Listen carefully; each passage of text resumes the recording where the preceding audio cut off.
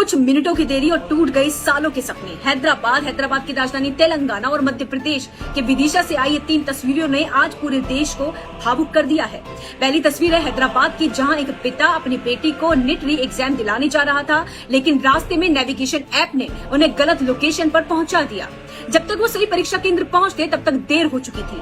अपनी बेटी के भविष्य को बचाने की आखिरी कोशिश में वो पिता पुलिस कर्मियों के सामने हाथ जोड़कर खड़ा रहा।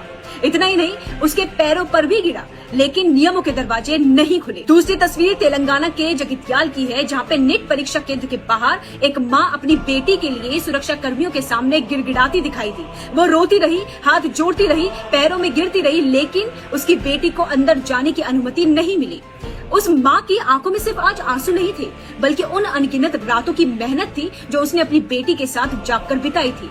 और तीसरी तस्वीर मध्य प्रदेश के विदिशा की है, जहाँ एक छात्र कुछ मिनटों की देरी से परीक्षा केंद्र पहुंची, एंट्री नहीं मिली। बेटी का साल बर्बाद होते देख पिता परीक्षा केंद्र के बाहर फूट फूट कर रोता रहा।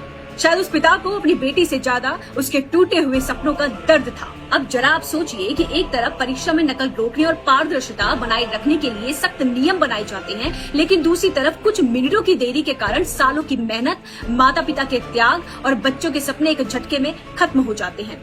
इन तीनों घटनाओं में सिर्फ एक छात्र, एक माँ या फिर एक पिता नहीं रो रहा था। रो रही थी वो उम्मीद जो हर एक मिडिल क्लास परिवार अपने बच्चों के भविष्य से जोड़कर देखता है।